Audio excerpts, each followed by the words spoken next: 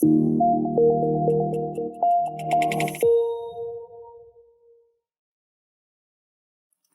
esse é o Painelcast, o podcast da IARP. Eu sou a Fabiola Narciso, engenheira civil. E eu, Mirelle Dino, arquiteta e urbanista.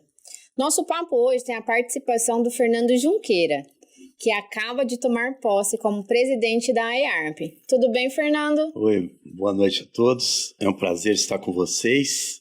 Primeiro Painelcast da nossa gestão e estou muito feliz de estar aqui com vocês. E o convidado é o engenheiro agrônomo, também associado da IARP, nosso colega, o prefeito Duarte Nogueira Júnior. Isso. Olá, Fabiola, Mirella, presidente Fernando Junqueira. Uma alegria poder inaugurar, o nosso cast aqui, com a sua presença já como presidente eleito e empossado também da Associação de Engenharia, Arquitetura e Agronomia de Ribeirão Preto. Eu tenho certeza que vai fazer um bom trabalho, até porque já vinha fazendo como vice-presidente, dando sequência no trabalho do Júlio, que deixou a presidência e assumindo aí essa tarefa para liderar a nossa associação. Muito obrigado. Ai, muito bom. Bom, e para começar então a nossa conversa, eu gostaria de falar um pouco então sobre a Lei de Uso e Ocupação do Solo, que foi aprovada recentemente na Câmara Municipal. Qual é a diretriz de expansão da cidade a partir da adoção dessa lei? Bom, a lei principal que nós aprovamos há alguns anos atrás, mais especificamente em abril de 2018, foi o novo plano diretor do município, que é a lei orientadora das leis complementares, que são mais de uma dúzia de leis, entre elas a lei de parcelamento, uso e ocupação do solo, que foi aprovada recentemente. Então, depois de várias discussões, mais de 10 ou 12 audiências públicas, a cidade foi ouvida através de urbanistas, engenheiros, empreendedores, técnicos, membros da academia, para que nós pudéssemos ter uma discussão ampla sobre toda a mancha urbana em expansão do nosso município, tomarmos as medidas do ponto de vista do planejamento urbano mais adequados, verificar a aptidão de cada região, seja atividade residencial, comercial, industrial, uso misto, os gabaritos de altura dos futuros edifícios a serem edificados nessas áreas, para que nós pudéssemos pensar a cidade a médio e longo prazo e, com isso, dar para o crescimento da cidade um ordenamento sustentável, equilibrado e sempre voltado com a preocupação para garantir a melhoria da qualidade de vida. Então, com a nova lei de parcelamento e ocupação do solo, que passa agora por uma revisão das modificações feitas no parlamento, a equipe, tanto de mérito quanto da parte jurídica da prefeitura, vai oferecer agora ao gabinete do prefeito um parecer sobre as emendas que foram ali colocadas, para que a gente possa analisá-las e preparar o projeto para sanção, para que ele possa começar a vigorar e, portanto, todos os empreendimentos, principalmente que estão na fase ainda de engendramento, de projetos, possam ser apresentados já dentro dessas novas regras. Isso vai dar estabilidade jurídica, segurança para efeito de investimentos, e com isso a cidade toda vai ganhar essa nova lei de parcelamento. A última que nós temos em vigor é de 2007. Foi feita a aprovação de uma em 2012, mas por incongruências da não observância da realização de audiências públicas, ela foi tornada inconstitucional pelo Poder Judiciário, e o plano diretor que a gente aprovou em 2018, ele veio suceder o anterior, que vigorava há 23 anos. Então nós estamos com um enxoval legal, super atualizado, super moderno e, enfim, com a cara dessa nova Ribeirão Preto, que é se desenvolver cada vez melhor. Eu acho também que, aproveitar o gancho do prefeito, isso aí era um anseio das incorporadoras, dos loteadores, da cidade de Ribeirão Preto como um todo, Essa lei era muito importante e, depois de um esforço muito grande da Secretaria de Planejamento com demais secretarias, a gente da IARP acompanhou passo a passo as audiências públicas, e a gente viu que a lei ficou muito sensata. É claro que agora, como o prefeito falou, ela vai sofrer talvez alguns vetos, alguns acertos, né, da lei, para que a gente possa ter uma lei bem acertada. E depois, eu acho que até o prefeito pode falar melhor, que a gente vai ter depois os PAR, que nós temos as regiões de Ribeirão Preto, onde realmente Ribeirão Preto vai ficar uma cidade. Por isso que o prefeito, na minha opinião, está viajando bastante, está trabalhando bastante, estou muito animado com os Smart City que ele está acompanhando, os congressos que ele está acompanhando, para trazer as inovações que a nossa cidade precisa, para a gente dar um passo à frente. Tá? Porque a gente que sempre trabalhou em Ribeirão Preto, a gente teve uma transformação muito grande na nossa cidade depois de algumas intempéries que a gente teve. Então, eu acho que o setor na qual a gente representa uma série na área de engenharia, de arquitetura, de agrônomos, a gente tem uma lei hoje que ela vai ser muito importante para que Ribeirão Preto dê um novo passo em progresso, em inovação para a nossa cidade e para os nossos técnicos ter trabalho realmente com segurança jurídica.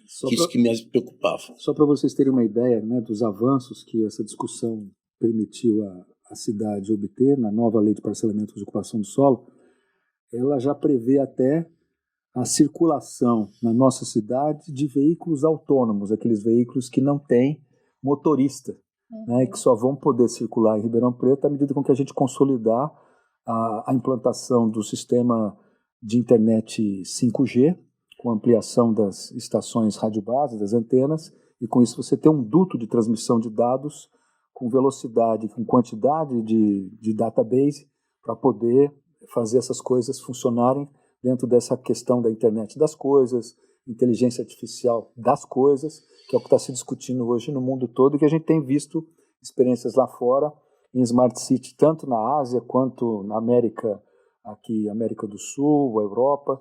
O mundo todo tem, enfim, dezenas, centenas de milhares de municípios, né?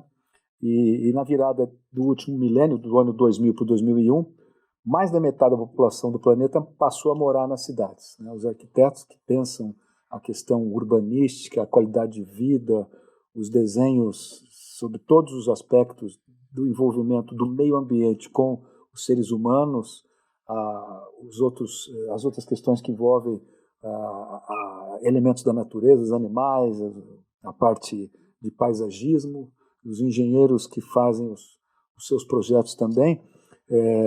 Nós aqui no Brasil, nesse período, estamos com 85% da nossa população brasileira, os 210 milhões, vivendo nas cidades. No estado de São Paulo são 93%, 94%. Em Ribeirão, 99,7% dos residentes de Ribeirão Preto mora na mancha urbana. Então, nós somos cidadãos humanos urbanos aqui, eminentemente na nossa cidade. Então, o planejamento urbano, as questões que envolvem a mobilidade, destinação final dos resíduos sólidos, segurança pública, empregabilidade, sustentabilidade, saneamento básico e a oferta de serviços públicos para as questões sociais, principalmente como saúde, educação e assistência social, estão todos imbricados e ao mesmo tempo, simultaneamente, tendo que ser analisados em conjunto, né? Não pode ficar nada para trás, principalmente quando você ainda tem regiões da cidade em desenvolvimento, população com menos poder aquisitivo, então você precisa elevar a média de renda, de qualidade de vida, de moradia, de acesso ao transporte de qualidade para todo mundo, né? Não deixando ninguém para trás. Com certeza. É bastante interessante isso, como você mencionou, nós estávamos sobre a vigência do plano diretor que estudava uma cidade antiga, né? Ribeirão cresceu tanto. Qual que foi o último ano do plano diretor, que era o que a gente estava seguindo, que agora está sofrendo alteração? Eu acho que era de 93. Quanto Ribeirão cresceu nesses tempos? O tanto que mudou, o tanto que a tecnologia mudou. Então, o interessante da gente sempre estar revisando essa lei, apesar que eu acho que no plano diretor fala que é interessante mudar de 7 em 7 anos, alguma coisa assim, demorou um pouco para a gente ter essa mudança, mas finalmente conseguimos. E é interessante também lembrar, Fernandinho, que a IARP não só participou das audiências, da mudança da lei de uso e ocupação do solo, como também nós sugerimos itens para edições, itens que fizemos um grupo de engenheiros na IARP que analisaram a lei e ajudaram a sugerir itens para melhorias da lei também. Então, foi bastante interessante isso, porque eu fui uma das pessoas que realmente participou desse grupo. E a gente relia os itens, via com as pessoas que estavam interessadas, com técnicos da área, pessoas que já eram mais... que tinham mais tempo de casa, né? Porque eu não tenho tanto tempo assim de formada, mas é bastante interessante esse processo que a IARP também fez, da gente conseguir analisar a lei e mandar sugestões para a prefeitura, que muitas delas foram acatadas. Então, é mais um ponto que a IARP traz para as pessoas e para a cidade também, né? Para a gente conseguir trabalhar junto. Com certeza. Eu acho que, por exemplo, a IARP tem trabalhado com o poder público municipal. Hoje nós somos a casa da prefeitura para a sociedade civil. Então, a gente está com a região metropolitana, a gente está com esses projetos todos da cidade, a gente é um agregador. Por isso que a gente tem um potencial muito grande com todas as secretarias do governo Nogueira, né, que já estamos no segundo mandato. A gente tem feito um trabalho muito de parceria com o poder. Hoje nós temos um problema que estamos junto com a secretaria, que é o SAERP, né? Estamos vendo o problema de água, que o prefeito tomou uma atitude agora de fazer alguns poços aí com recurso do município. Tem feito um trabalho e a IARP precisa continuar com esse rumo, com essa diretriz, ajudando a cidade de Ribeirão Preto, ajudando o município de Ribeirão Preto. Por isso que hoje o prefeito, ele sempre aconselha os seus secretários, tenho certeza disso, a usar a IARP como uma secretaria, um apoio técnico. Uma deles, ponte, né? Uma ponte com a conversa e esse é a grande desafio que a gente vai ter na nossa gestão, Nogueira, da gente continuar melhorando, tá? Com os nossos técnicos, ajudando a Prefeitura de Ribeirão Preto, a nossa cidade e a região metropolitana, não vamos esquecer. Sim, sim. Tá bom? E já que a gente está aqui falando sobre o plano diretor, né? Dentre as leis já aprovadas, o plano local de habitação de interesse social é uma das que tem mais impacto na sociedade, né? E claro que no setor da construção civil. Qual é a demanda atual do município em relação a esse tipo de habitação? E onde? Bom, a questão habitacional envolve hoje a nossa ação para reduzir a ocupação de áreas irregulares ou subhabitações, moradia de menor qualidade, menos conforto. Segurança, habitabilidade para a nossa população. Nós temos trabalhado, primeiro, o levantamento que foi feito dessas áreas e qual o impacto delas, onde elas estão presentes e qual é a população nelas contidas. Então, nós temos 96 ocupações que a gente pode classificar não regulares, de diferentes matizes, entre aquelas que você pode urbanizar e regularizar no local, entre aquelas que você tem que fazer a reurbanização e a realocação de algumas das famílias, porque nem todas estão em áreas que são passíveis de regularização, podem ser áreas de preservação permanente, áreas de ocupação que a lei não permite, e tem aquelas outras que você vai ter que fazer o reassentamento, ou seja, retirar ela daquele local inadequado, irregular, e prover para elas uma habitação numa outra localidade da cidade onde elas possam estar regularmente constituídas.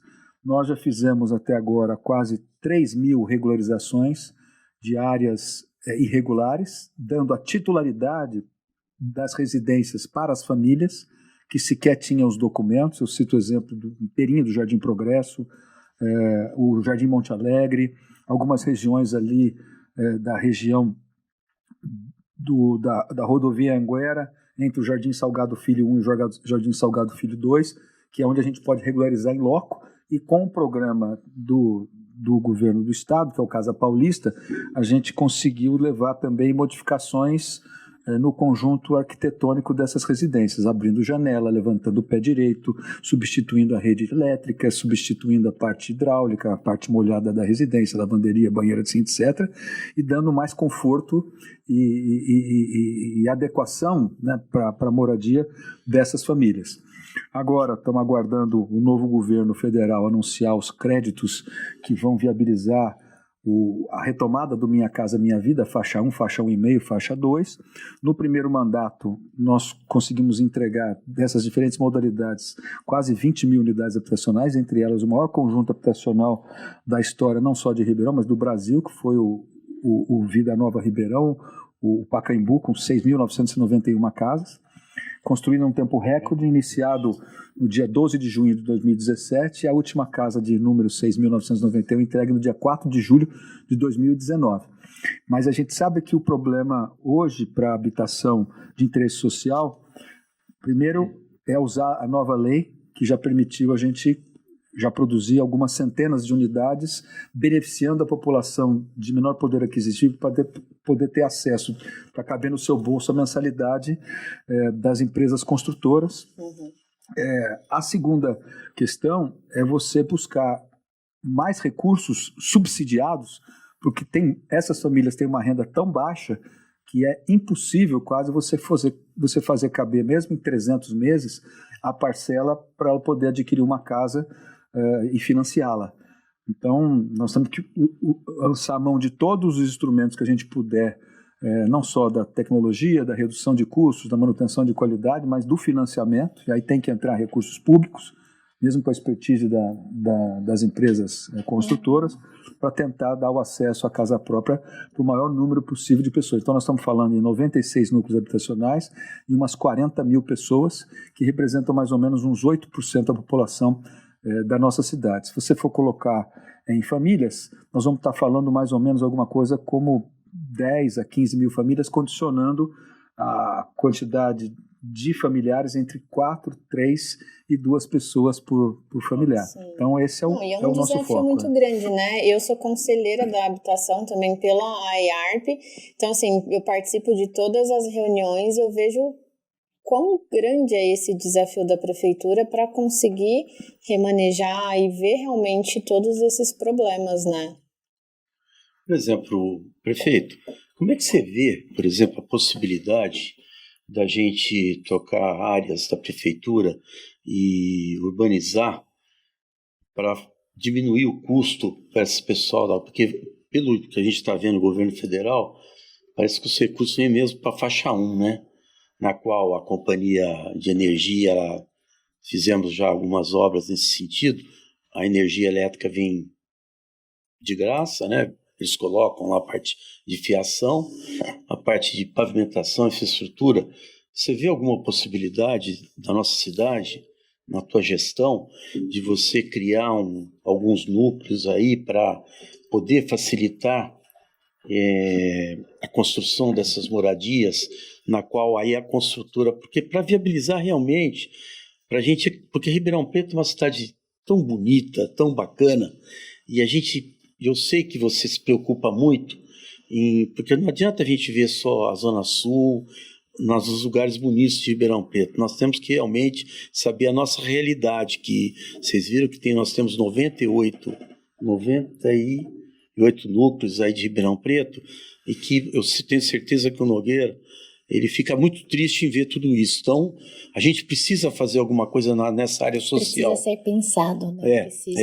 Então, precisamos falar sobre. Não adianta. E eu sei que, como a gente sabe que o governo federal, a cabeça dele nessa parte parece que está indo para esse caminho, a gente precisava pensar. Você está pensando alguma coisa nesse sentido? Sim, nós vamos, inclusive, nas próximas semanas, fazer um contato pessoal com o novo secretário de Habitação e Desenvolvimento Urbano do nosso estado, né, que é o Marcelo Branco. Conheci ele. E também já tive na semana retrasada com o ministro Jarder Filho, tomando conhecimento, principalmente da Diretoria de Habitação e Saneamento, com a escolha dos novos secretários nacionais, qual vai ser a política que eles vão, de fato, anunciar. Ainda não falaram em valores, mas falaram na retomada do Minha Casa Minha Vida, faixa 1, faixa 1,5, assim por diante.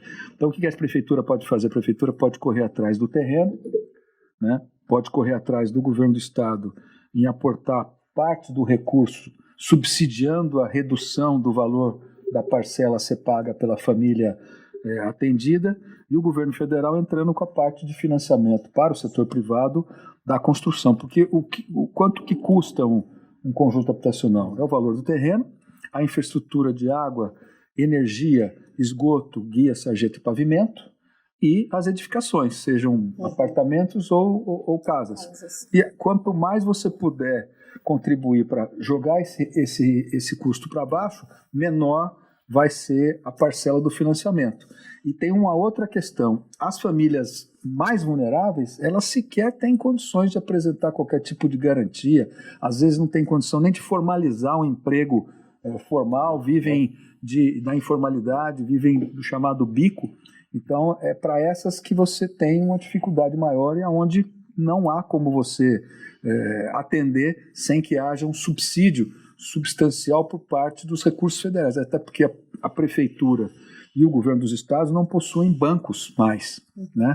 Os bancos públicos, Caixa Econômica Federal principalmente, é de gestão do governo federal, que é quem, no passado, inclusive, já fez bastante investimentos nessa área.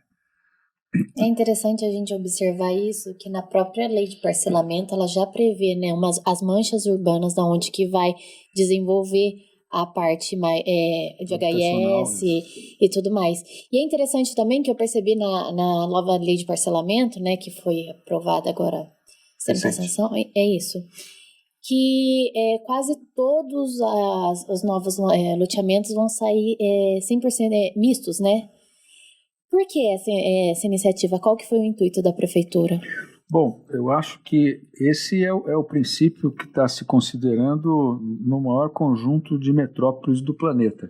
É você conseguir, com essa diversidade de ocupação e de atividades, residencial, comercial, industrial, sempre respeitando as questões de licenciamento, você aproximar as pessoas dos seus locais de convívio, do trabalho, da escola, do posto de saúde, da creche, reduzir a necessidade de mobilidade urbana de longas distâncias e fazer aquela coisa que o Carlos Moreno, teu colega arquiteto de Paris, fala, cidade de 15 minutos, 20 minutos, 30 minutos. Sim, é maravilhoso.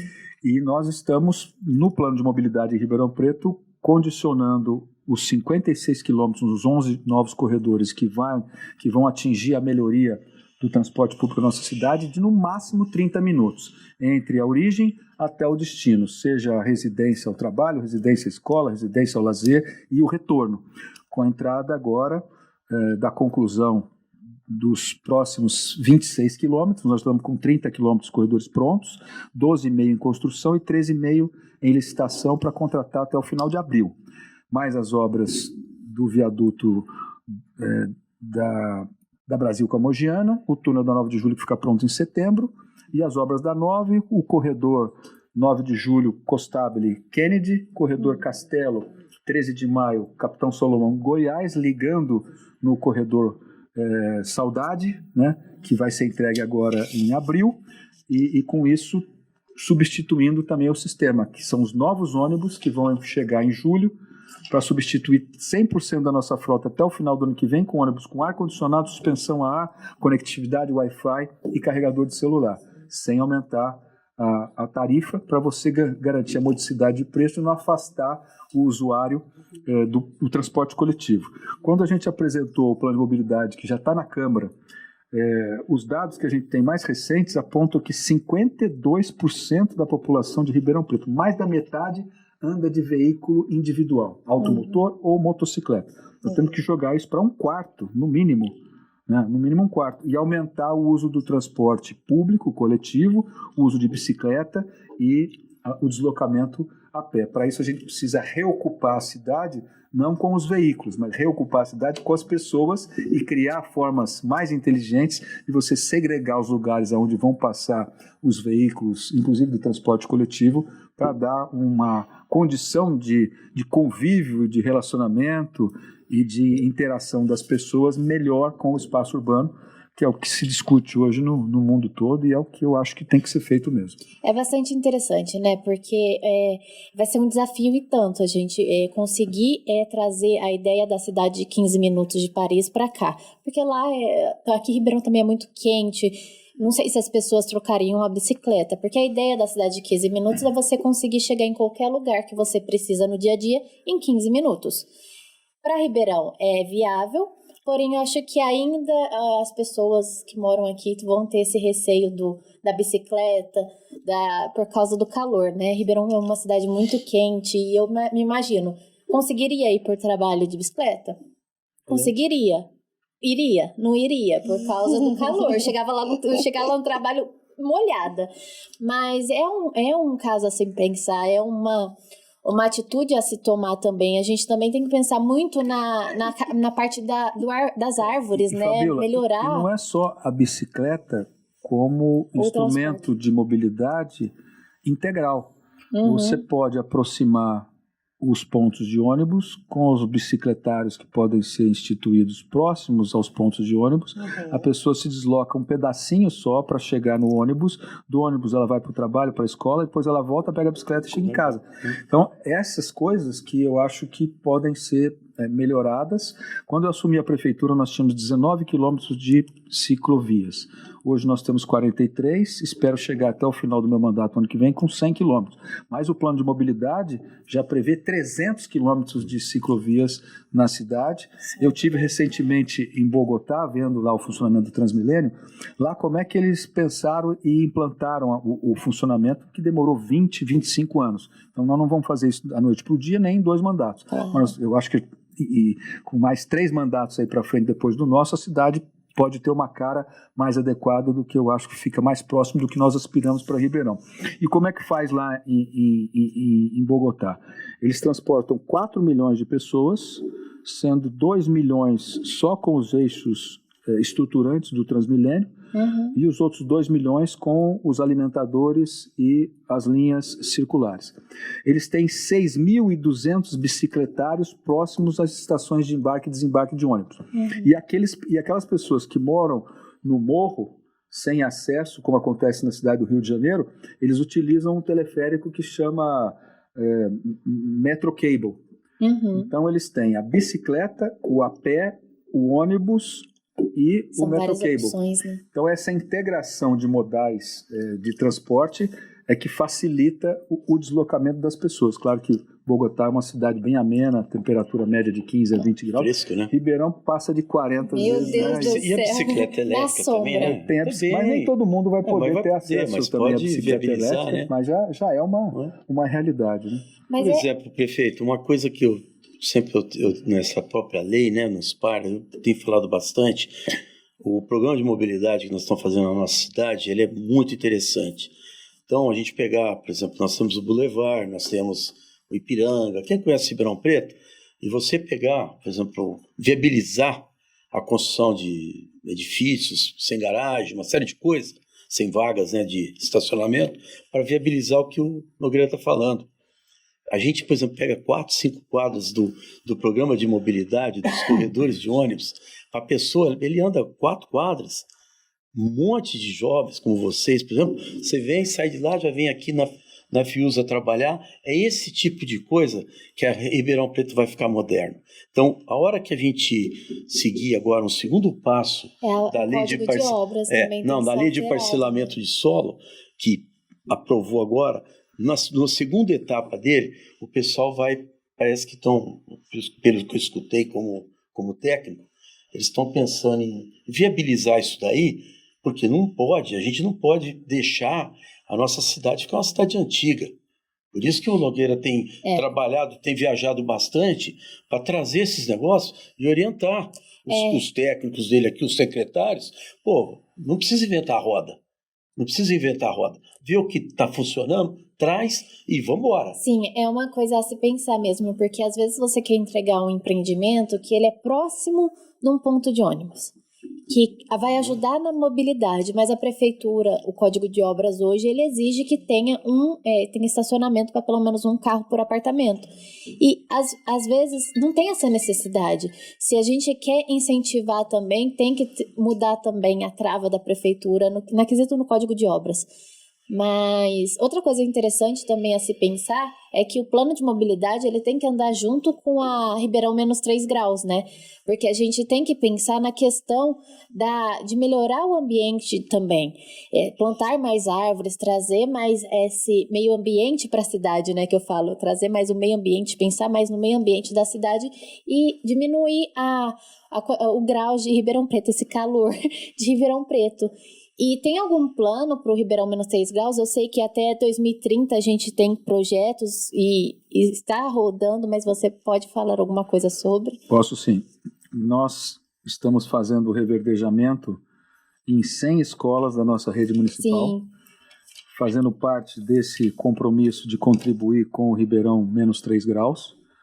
Estamos trabalhando o plano de mudanças climáticas através da Secretaria de Meio Ambiente, que já minutou de maneira bem avançada o plano e precisa receber a contribuição da sociedade, assim como o relatório ESG, que também a Prefeitura já disponibilizou no site da cidade, inclusive baseado, a meu pedido, no primeiro relatório ESG de município que eu vi da cidade de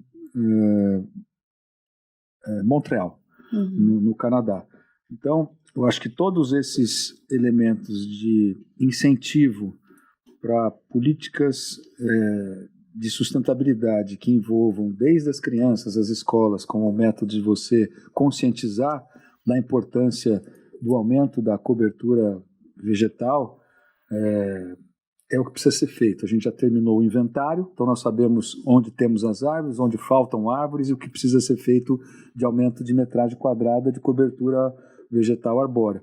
Então agora é trabalhar tanto os instrumentos da Secretaria do Meio Ambiente, da Secretaria de Educação, a coletividade. Em Ribeirão Preto a gente tem um movimento da sociedade civil muito engajado com essa coisa de ajudar a plantar árvores, né? E aproveitar isso para a gente fazer de Ribeirão Preto uma cidade que tem uma cobertura vegetal maior e com isso, naturalmente, a temperatura tende a ficar mais reduzida e mais amena. Né? Sim, e é interessante lembrar aos nossos ouvintes que temos um episódio sobre o verdejamento das escolas aqui no Painelcast. Então, quem não conhece sobre, procura aqui na lista aí. Na lista, que vai ter um episódio assim, sobre o verdejamento das escolas, onde a Maia Mucha fala pra gente como é feito esse projeto, como os arquitetos podem pegar e como as escolas vão ficar mais... eu falo interessantes porque vai voltar a questão da criança ter o contato com a natureza e tirar um pouco o concreto das nossas escolas. Sim, e é muito interessante quem tiver esse interesse em ver esse episódio, vale muito a pena e entender mais sobre esse projeto, né? E aproveitando, então, que a gente falou sobre tantos projetos aqui, né, para nossa cidade, falando um pouco sobre o futuro, o que você quer para a cidade? Bom, quando a gente fala de futuro, fala de olhar para frente, a gente precisa encontrar qual é o propósito, né, de um município, qual seja gerar qualidade de vida para a sua população, integrar melhor o meio ambiente e a diversidade de fauna com o município para a gente poder ter um bem-estar maior. Os seres humanos fizeram esses artefatos, né, que são os maiores artefatos que a humanidade já fez, foram as cidades. Né? E eles foram concebidos desde lá de trás como um ambiente exclusivamente para a existência dos seres humanos e sem a existência de outros tipos de seres vivos, sejam vegetais ou animais. Então, agora nós temos que recuperar essa reintegração dos outros seres vivos dentro do nosso meio ambiente, e daí os corredores de diversidade, o aumento das manchas de verdejamento, os parques, as condições melhores de você ter uma mobilidade mais racional, menos menos poluente, né? Menos barulhenta também, quer dizer, todas essas coisas vão ao encontro da gente ter basicamente aquilo que eu chamo de cidade inteligente, que é um local onde você tem pessoas felizes numa cidade que funciona, né? E para isso, como a vida urbana demanda a existência de sistemas, não sistemas de transporte, sistema de segurança, sistema de vigilância, sistema de esgotamento, sistema de abastecimento, sistema de toda a natureza que faz parte do nosso dia a dia, das demandas das pessoas dentro de uma cidade, é fazer disso da melhor maneira possível. Então, para isso você precisa priorizar, porque não dá para você fazer tudo de uma vez, você tem que escolher o que precisa ser feito primeiro. Para isso você tem que ter um bom planejamento. Em terceiro lugar, você tem que comunicar, eu uso o terceiro P, que é propagar. Você tem que comunicar, o prefeito e a sua equipe e a sociedade civil organizada precisa ser um grande Silvio Santos para a gente poder estar engajado e informando as pessoas para que elas possam participar positivamente e ajudar a dar certo aquilo que faz parte do interesse coletivo. O quarto P seria persistir, né? Não descansar enquanto essas coisas que foram pactuadas e acordadas com a coletividade não saiam do papel, elas precisam sair do papel. E o quinto P, uma vez feita as mudanças, você criá-las de forma normativa e legal, que é o que nós estamos fazendo com o plano diretor, com a lei de parcelamento de ocupação do solo, com o plano de mobilidade, com o código do meio ambiente, a questão do código de saneamento, a questão do código de vigilância sanitária e tantas outras leis que fazem parte desse enxoval das leis complementares do nosso plano diretor. As cidades têm características muito próprias, né? Então, qual que é a beleza de Ribeirão Preto? Você tem um centro muito frondoso, onde você tem duas praças centrais, que é a Praça 15, a Carlos Gomes, com a esplanada do Teatro Pedro II. Você tem um maciço de pouco mais de 40 hectares, que é a última parte de mancha urbana da Mata Atlântica, que é o Morro de São Bento, à exceção da Mata de Santa Teresa. Então, fazer com que esses maciços sejam preservados, outras áreas sejam reflorestadas, recuperadas, dentro de um bom planejamento urbano, onde as melhores técnicas de arquitetura, de urbanismo e de desenvolvimento de cidades possam ser implementadas. Para isso, a gente tem que estar com a cabeça bem aberta, olhando 360 graus e vendo o que está sendo feito no resto do mundo, para poder não copiar ou repetir aqui na nossa cidade, né, ou trazer de lá para cá, mas é adaptar dentro do nosso relevo, da nossa temperatura,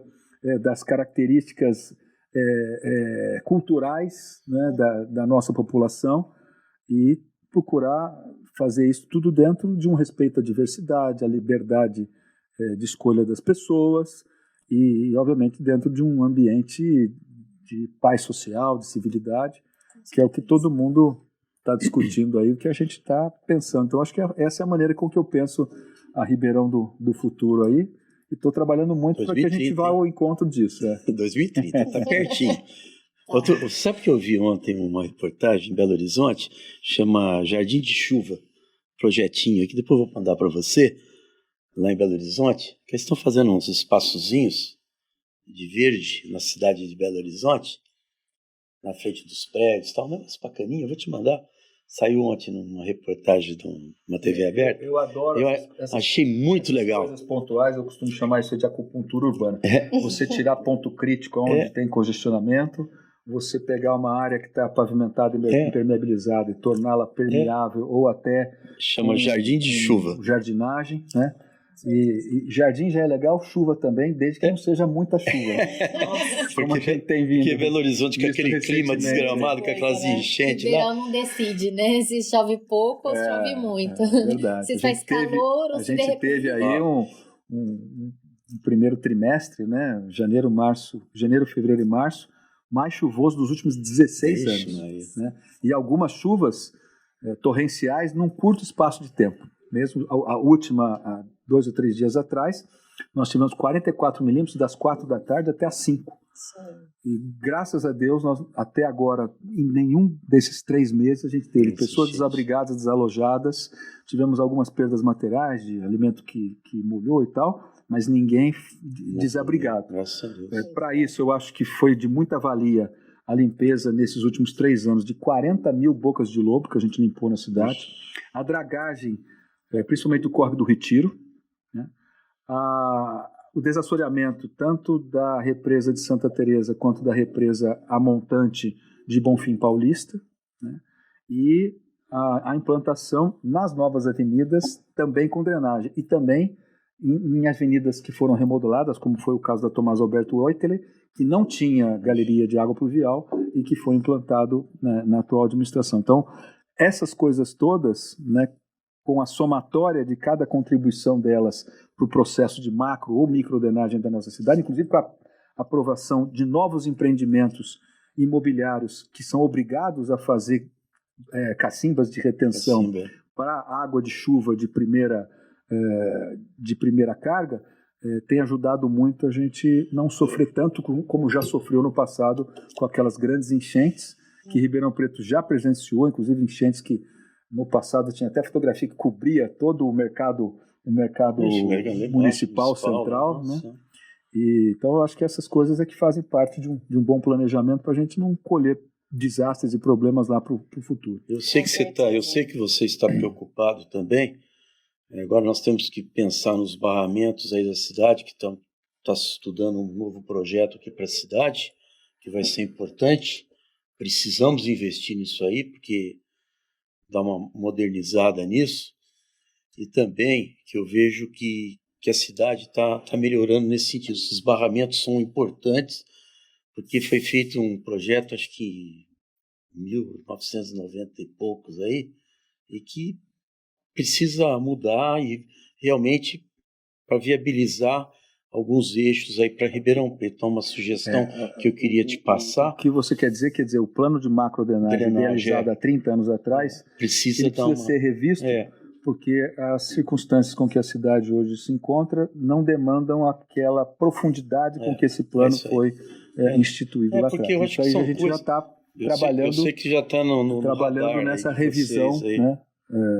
Para a gente poder ter aí um bom plano de macrodrenagem. Você viu, ele contou aquele negócio da Tomás Alberto, nosso escritório era lá, pô, água, pegava, chovia, não tinha. Sabe bem, né? Aí quando saiu agora o corredor de ônibus, eu falei, graças a Deus, porque pôs um negócio chamado galeria.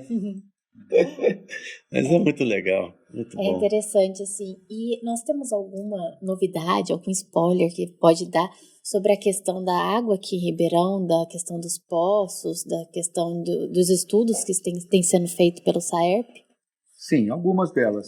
Hoje a Secretaria de Águas e Esgoto de Ribeirão Preto tem em produção 120 poços artesianos, que bombeiam dioturnamente 4,2 metros cúbicos de água por segundo, então 4.200 litros de água por segundo.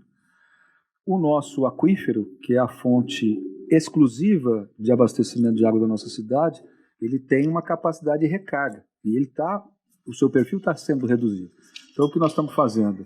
Nós estamos já contratando com o apoio do FEHIDRO um estudo mais detalhado de qual é o impacto na redução desse perfil do nosso aquífero e simultaneamente já temos autorizado com o contrato na Caixa Econômica Federal e Ministério das Cidades um projeto para estudar a captação de água superficial de Ribeirão Preto junto ao Rio Pardo, para você ter uma alternativa de abastecimento de água não apenas a subterrânea, mas a água superficial. Com isso, a médio e longo prazo, você garante segurança hídrica para a cidade, tratando essa água, né? Eu lembro que na campanha de 2016 o meu adversário dizia que eu ia dar água suja ou água do Rio Pardo para a população beber, sendo que, na verdade, a maior capital da América Latina, que é São Paulo, não tem água subterrânea. 100% da água que atende os mais de 12 milhões de paulistanos são águas tratadas dos mananciais do Guarapiranga e Cantareira, entre os outros. A cidade Franca, idem. A cidade de Rio Preto, 1/3 da água é subterrânea, 2/3 é subterrânea, aquífero Bauru e aquífero Guarani, e o outro terço é água superficial. Então foi uma polêmica marotamente utilizada sob o aspecto político, mas nós estamos dando sequência, até porque tecnicamente essa é a solução de médio e longo prazo que a gente tem que utilizar. E acabar de fazer o investimento de quase 150 milhões de reais, que é o plano de redução de perdas e setorização da cidade. Os 2 primeiros setores que foram feitos dos 52 setores que a cidade passa a ter de interligação das nossas adutoras de água, começou no Pacaembu, porque ele foi um bairro já planejado. E agora os outros estão sendo feitos, tanto reservatórios apoiados como reservatórios suspensos, e interligar esses setores todos para que a gente possa manter a redução da nossa perda de água. E quando eu assumi a prefeitura era 61% que a gente tinha de perda de água no sistema do antigo DAERP. Hoje essa perda já caiu para 47%, e com a implantação até o final do nosso mandato desses investimentos, novos reservatórios, novas adutoras e a interligação entre esses setores, nós vamos baixar isso para menos da metade.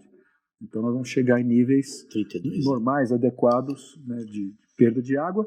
E se você considerar que 100% do nosso abastecimento é poço artesiano, e para isso eles precisam ter energia elétrica para bombear, a SAEP chega a gastar quase em energia elétrica para a distribuidora CPFL o que ela gasta com recursos humanos para gerir a própria secretaria. Então, nós vamos reduzir a despesa com energia elétrica e fazer novos investimentos com esses recursos que vão deixar de ser despendidos somente para a energia elétrica. Fotovoltaica passa na sua cabeça? Também, nós já fizemos o Hospital Santa Lídia da Prefeitura já tem a implantação de fotovoltaica, a escola Delci Alcântara também já está com implantação de fotovoltaica, estamos indo para a segunda escola, vamos expandir para outros prédios públicos, e tudo que a gente puder fazer para usar energia renovável, a cidade vai fazer também. Outro favor que eu quero te pedir, como cidadão, centro da cidade, água, e vamos revitalizar o centro da cidade, que é onde, ao menos, eu fui criado, ser mais novo, e dar uma atenção especial para o centro da cidade, tá? Não dá para a gente admitir os amigos da gente que compraram apartamentos ou casas lá, o preço que eles estão pegando um imóvel, a pessoa que sobrou um imóvel para ele, tem um monte de amigo da gente, e que a gente precisa realmente revitalizar o centro da cidade, e água é um problema ali que nós precisamos. Sim. Eu sei que já está sendo feito o projeto 9 de julho, onde vai acabar as enchentes. Por que a gente é? Porque a gente é curioso para saber o que acontece na cidade da gente. A gente quer o bem da nossa cidade. Então, isso daí é um pedido que eu faço para você, como cidadão ribeirão pretano. Espero poder te atender. Você vai me atender, sim. Você vai me atender, sim. Da 9 agora, iniciando entre abril e maio, a gente vai fazer as galerias descendo a Marcondes Salgado e a São José até lá o Córrego do Retiro. Vai acabar a enchente que às vezes costuma ter de acúmulo de água, tanto no 9 de julho, na cota inferior, quanto ali naquele quadrilátero do entorno do Shopping Santa Úrsula.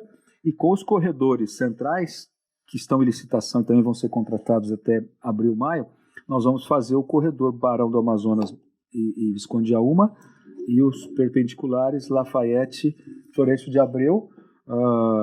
Acho que o trabalho que a gente fez de recuperação da Praça 15, a Praça Carlos Gomes, a revitalização da Fonte Luminosa, tudo isso estava abandonado, né?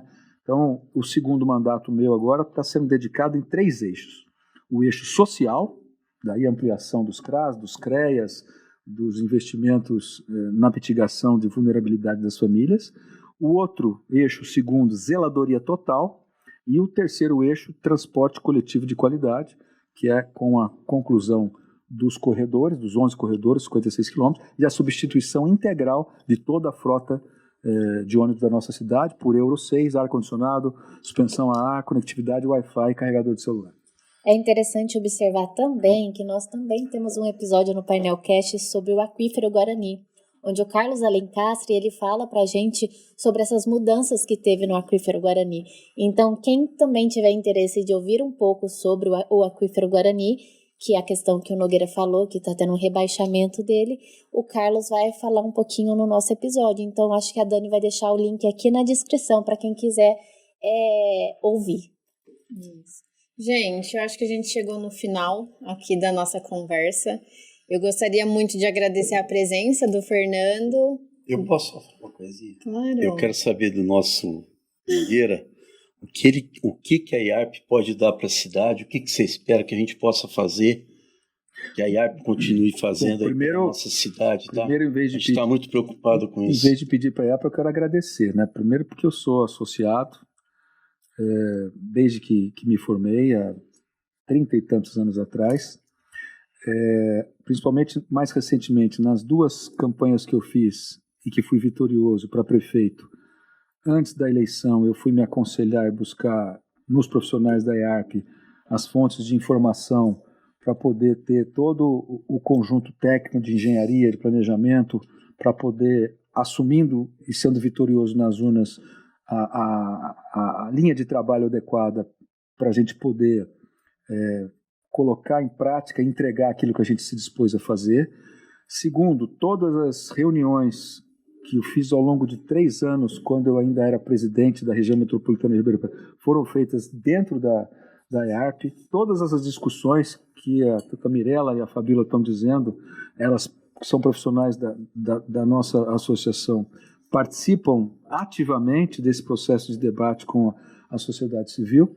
Então, eu quero agora intensificar ainda mais, sob a sua presidência, Fernando, toda essa fonte de informações preciosa de dados, para que ainda nesses pouco menos de 2 anos que eu tenho de mandato, a gente continue tendo o apoio, o amparo, a opinião, a crítica construtiva da associação e dos nossos colegas profissionais. O que a gente não souber, a gente vai procurar para poder ajudar. Pergunta para quem sabe. Pergunta para quem sabe. Se informa.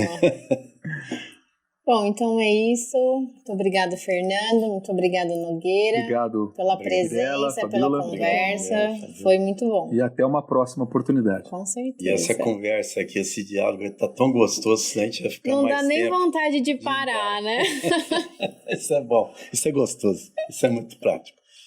Então, esse é o Painelcast, o podcast da IARP. Você pode nos ouvir e ver no YouTube e no Spotify. E nos ouvir em todos os outros tocadores, como Apple Podcasts, Deezer e o Google Podcasts. E o Amazon Music também, né? É verdade, eu já estava esquecendo. Bom, e os links estão no @IARP e também no @Painelcast. Okay. Aproveita também para avaliar e acionar o sininho, seguir e favoritar, dependendo de onde você nos ouve. Tem episódio novo também a cada 15 dias, sempre com temas de interesse dos profissionais de engenharia, arquitetura, agronomia e ciências. Então é isso, pessoal. Muito obrigada a todos. Muito obrigada pela presença de vocês. E nos vemos no próximo episódio. Muito obrigado. Até a próxima. Até a próxima.